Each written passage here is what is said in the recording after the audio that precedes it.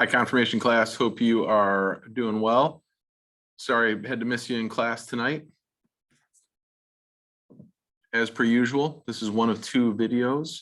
Along with this video, you should also have a video of me teaching the main confirmation lesson of the night. Doesn't matter what order they go in, so if you started here, totally fine. I'm going to have a very brief introduction for this, and then I'm going to set you free. This is really similar to what we did week 1 in the book of Exodus. Remember when we cracked open the book of Exodus, we learned what kind of book it is. We did that by looking around at other books. Maybe we looked at the Psalms to compare. If you looked at the Psalms, you might remember that it was poetry. We talked about how poetry is different than other kinds of writings. When we looked at Exodus, we decided that it was a non-fiction narrative. It's a true story. Well, you might be happy to learn that the book of Matthew is also a non-fiction narrative. It's a true story. So in that first question, question 1 for your journaling, I said, take a look at Matthew, take a look at Psalms. You just heard me talk about those. Take a look at 1 Peter. I didn't mention that. Do you know what 1 Peter is? I asked my class at 3:30 and someone said it's a letter. That person was right. It's like a long email. It's a letter written from someone to someone. A little bit different too.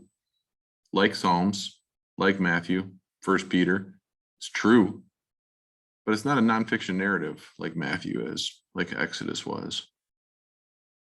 Second question says Matthew's a gospel. That's a specific kind of nonfiction narrative.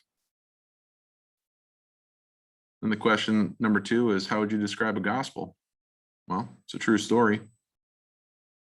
And you might know that the Gospels have as their central character, not Moses, like Exodus did, but Jesus.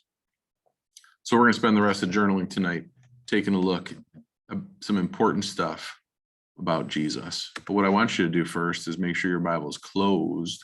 And then with a closed Bible, I want you to look at number 3 there. I want you to write down some things that you know about Jesus' life. I'm not talking about his personality or his characteristics. I'm talking about things that happened to him or things that he did. So for example, I'll give you a couple. He was born. Also, he died.